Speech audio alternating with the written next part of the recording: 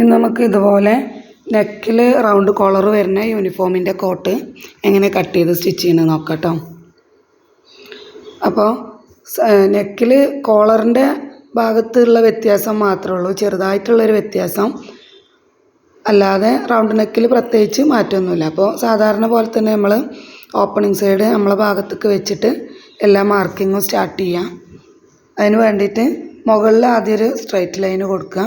അതിൻ്റെ ശേഷം നമുക്ക് എത്രയാണോ ലെങ്ത്ത് വേണ്ടേ ആവശ്യമുള്ള ലെങ്ത്ത് കൂടെ 2 ഇഞ്ച് കൂട്ടിയിട്ട് താഴ്ഭാഗത്തൊന്ന് മാർക്ക് ചെയ്യാം.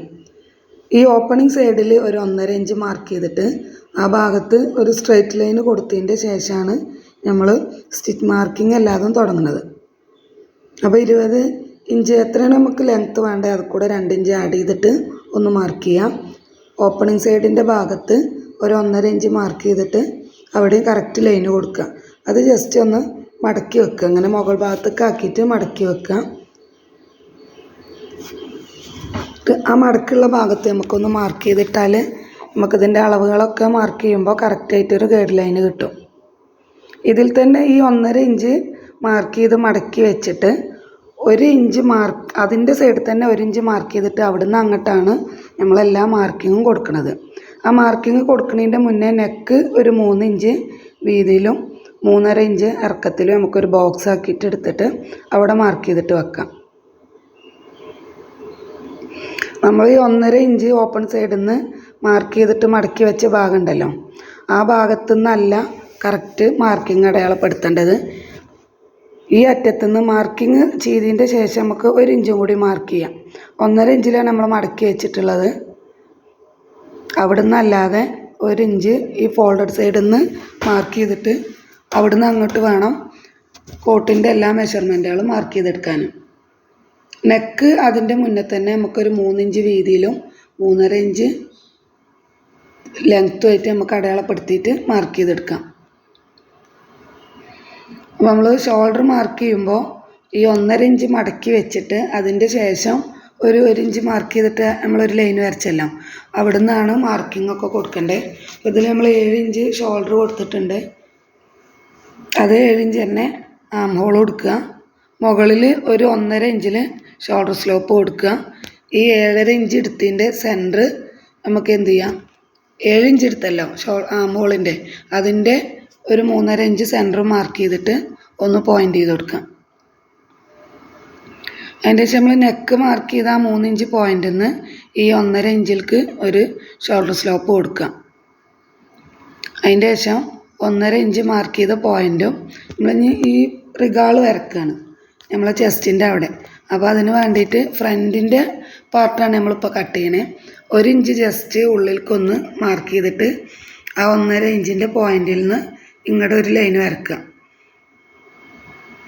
അതിൻ്റെ ശേഷം നമുക്ക് ചെസ്റ്റ് എത്രയാണോ വേണ്ടത് അത് മാർക്ക് ചെയ്യാം. എന്നിട്ട് നമ്മൾ ജസ്റ്റ് ആ പുറത്തേക്ക് തള്ളിയെടുത്ത ഭാഗം ഉണ്ടല്ലോ അതിൽ കൂടെ നമ്മൾ ചെസ്റ്റിൻ്റെ വേണ്ട പോയിൻറ്റിലേക്ക് ഒന്ന് മാർക്ക് ചെയ്ത് കൊടുക്കുക. ഇതിങ്ങനെ കൊടുത്തിട്ടില്ലെങ്കിലും ജസ്റ്റ് നമ്മൾ ആ 7 ഇഞ്ച് ആമോൾ മാർക്ക് ചെയ്ത പോയിൻറ്റിൻ്റെ സെൻട്രലിലേക്ക് ഒരു 1/2 ഇഞ്ച് ഉള്ളിലേക്ക് കുഴിച്ചിട്ട് മാർക്ക് ചെയ്താലും മതി. അതിൻ്റെ ശേഷം നമ്മൾ ഷേപ്പിൻ്റെ ഭാഗം അവിടെ നമുക്ക് എത്രയാണോ അളവ് വരുന്നത് ആ അളവ് മാർക്ക് ചെയ്യാം. ഈ ഉള്ളിൽ ഏറ്റവും അറ്റത്തുനിന്ന് വരച്ച 1 ഇഞ്ച് മാർക്കിങ്ങിൽ നിന്നാണ് എല്ലാ മാർക്കിങ്ങും കൊടുക്കേണ്ടത്. അപ്പോൾ അവിടെ 11.5 ഇഞ്ചിലാണ് ഷേപ്പ് കൊടുത്തിട്ടുള്ളത്. അതിൽ 8 ഇഞ്ചാണ് ഇവിടുത്തെ വീതി. മുകളിൽ ചെസ്റ്റിൻ്റെ ഭാഗത്ത് 9, ഷേപ്പിൻ്റെ ഭാഗത്ത് 8. അതിൽ കൂടെയൊക്കെ നമുക്ക് സ്റ്റിച്ചിങ് ഗ്യാപ്പ് എത്രയാണോ വേണ്ടത് അത് മാർക്ക് ചെയ്തിട്ട് അതും കൂടി അടയാളപ്പെടുത്തിയെടുക്കുക.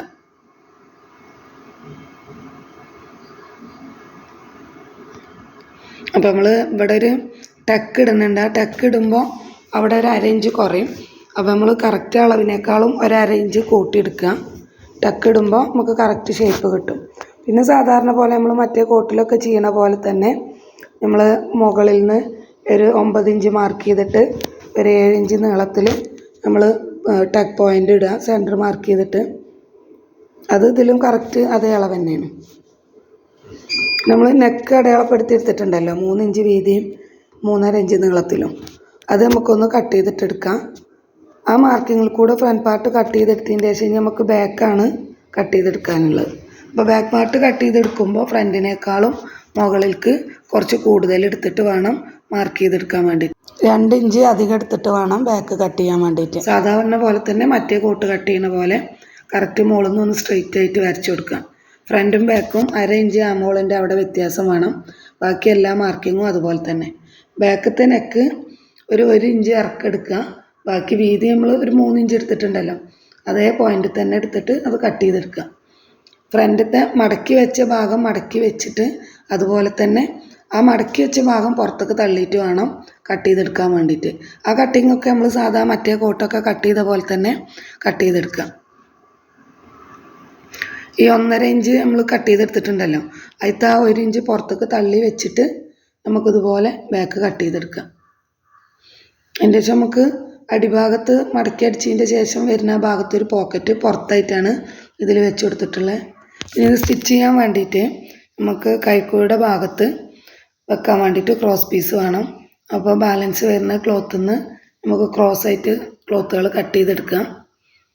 പിന്നെ അതുപോലെ തന്നെ ബാലൻസ് വരുന്ന ക്ലോത്തിൽ നിന്ന് നമുക്ക് പോക്കറ്റിനും കട്ട് ചെയ്തെടുക്കാം.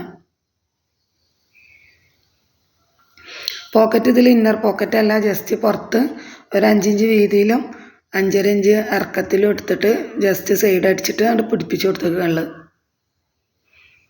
പിന്നെ നമുക്ക് ഇതിൻ്റെ സ്റ്റിച്ചിങ് എങ്ങനെയാണ് നോക്കാം. അപ്പോൾ നമ്മൾ ഫ്രണ്ട് പാർട്ട് കഴുത്ത് കട്ട് ചെയ്തെടുത്തിട്ടുണ്ടല്ലോ, ആ ഭാഗത്ത് ഇതേപോലെ ഓപ്പണിങ് സൈഡായിട്ട് കിടക്കുകയാണല്ലോ.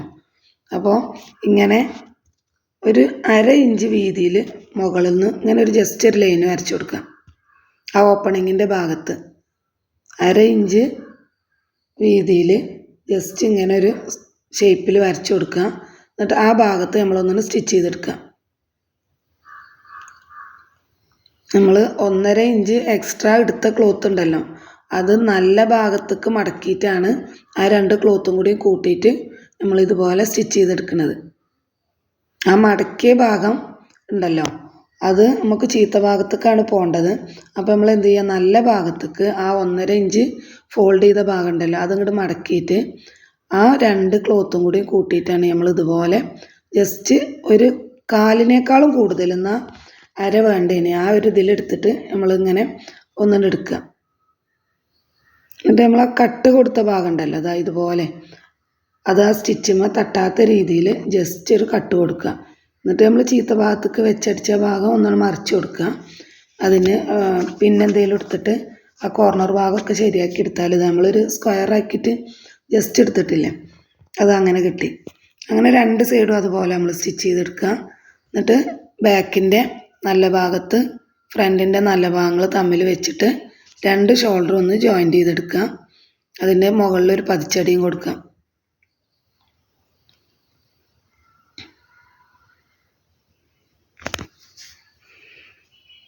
ഇത് നമ്മൾ ഫ്രണ്ട് ഇങ്ങനെ ചെയ്യുമ്പോൾ നമുക്ക് കോളർ സ്റ്റിച്ച് ചെയ്യാൻ വേണ്ടിയിട്ടുള്ള ഒരു 1/2 ഇഞ്ചാണ് നമുക്ക് നമ്മൾ ഒരു 1/2 ഇഞ്ചിലും മടക്കിയിട്ട് ജസ്റ്റ് ഒരു സ്ക്വയർ ആയിട്ട് അടിച്ചെടുത്തല്ലോ, ആ കോർണർ മുകളിലേക്കായിട്ട് നിൽക്കുന്ന ഭാഗം നമുക്ക് കോളർ പിടിപ്പിക്കാനുള്ള ഭാഗമാണ്.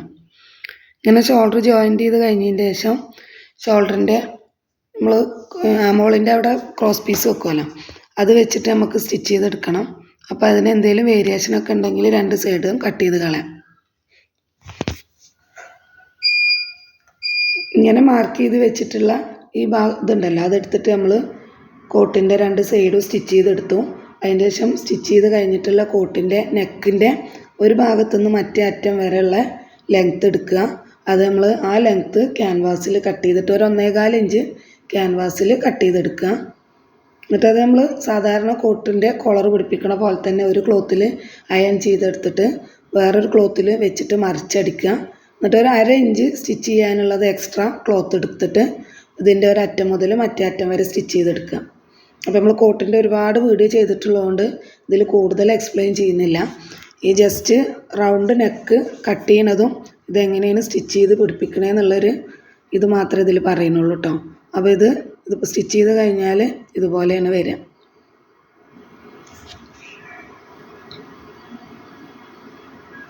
അപ്പോൾ കോളറിൻ്റെ 2 പട്ട വരാതെ കോളർ നെക്ക് മാത്രമാണ് ഇതിൽ വരിക.